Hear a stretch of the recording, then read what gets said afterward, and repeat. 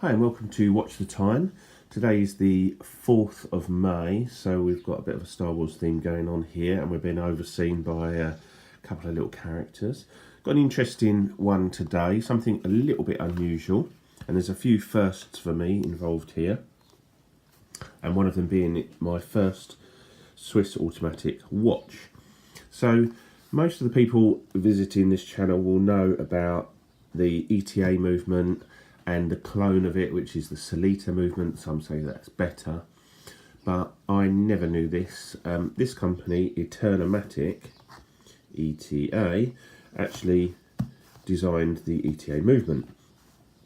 Their logo is a pentagon with 5 ball bearings. Now, I had never heard of this company before, did a little bit of research.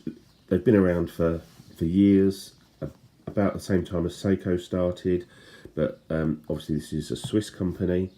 It then, I think, probably lost out during the quartz movement and got taken over by a Chinese company, so you can still buy Eterna watches today. This particular watch was given to me by a dear friend, and it used to be her husband's. Now, it hadn't been run for, well, it just been sat in a drawer for 20 years, and it is nigh on 50 years old. Let's just quickly unbox it and have a little look. So all in the original case, which is really nice. I do have the original strap for it, but interestingly, the strap was an 18mm strap, but the lug width is about 19.5, so I've put a 20mm strap on because it just looked too small, and the strap had sort of gone all crispy anyway, but it is the original strap, so I've just kept that separately in a box.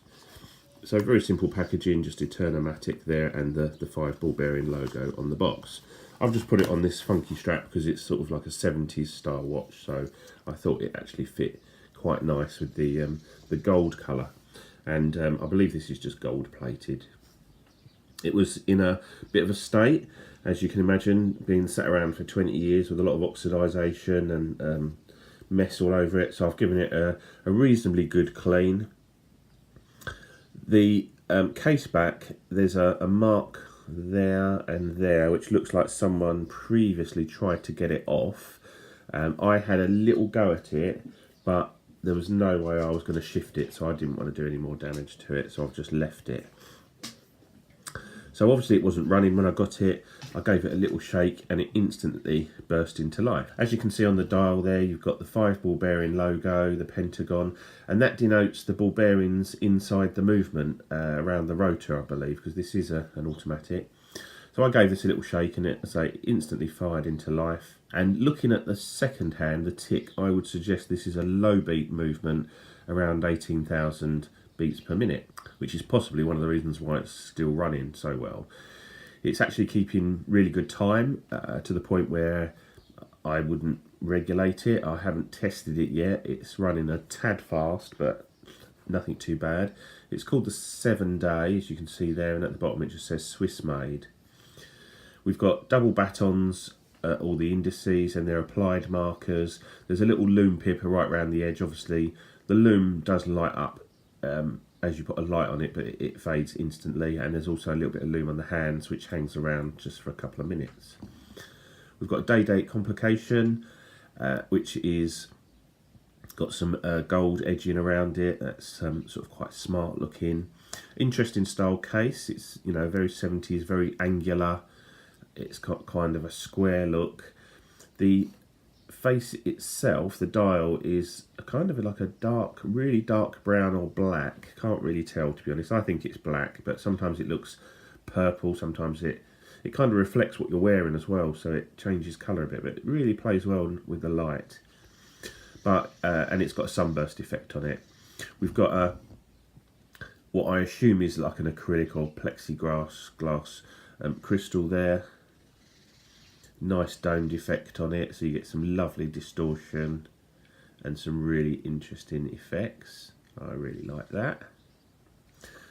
On the side there you can see the case has got a little bit of damage to it, and on the end of the crown you've got the 5 ball bearing logo as well. Now this is a hacking and hand winding movement, obviously no screw down crown. I wouldn't have thought it's particularly water resistant, and on the back there's just a number, no other information.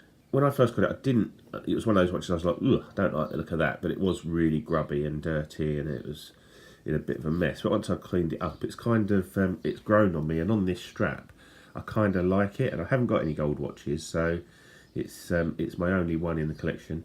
It still needs a bit more of a clean up. I've just given it an initial clean. There's some dirt around the edges here, but it's kind of, I don't want to go too far with it and start polishing it with an inch of its life or anything, because I'm going to lose a lot of the gold plate. So I'm going to kind of just probably give it another little clean up and then call it a day, and then just wear it, to be honest.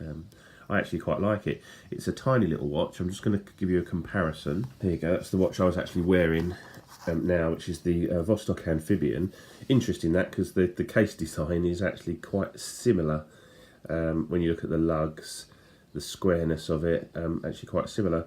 So it's not a tiny watch, but it is, small compared to, this is a fairly small dive watch. I'll give it a quick measure.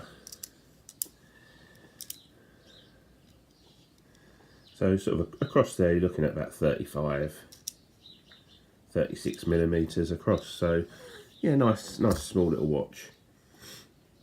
But charming, absolutely charming. I like the handset, I like the dial. I would have preferred if this sort of band around here had been maybe stainless steel or chrome or something, but my intention was to put this on a sort of a dark chocolate coloured strap. I think that would suit the dial especially, because the dial's definitely got a hint of sort of a browny colour in it. See there, it almost looks like a grey purple, but I'm just going to move it away just to give a different look. Yeah, so chocolate brown strap was my initial thoughts, but I didn't have one, and I had this one in stock, so I thought I'll put it on, and I kind of like it. It's just fun.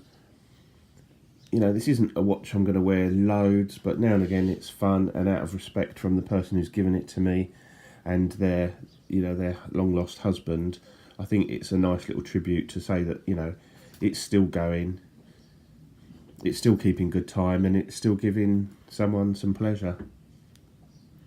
So there you go. The Eterna Matic. I've learnt something new with this watch. I've learnt a little bit of history, a little bit of horology.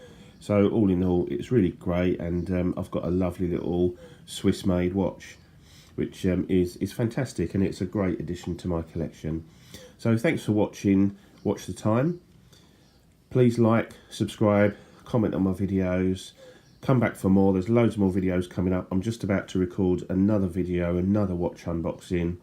I must have at least 50-60 videos now of different watches. I'm buying watches for my collection, I'm buying watches just to review. I'm getting hold of as much watch related stuff and putting out as much content as I possibly can to try and boost up my numbers on the channel. So hope you enjoy this, and I'll see you in the next one. Cheers, bye.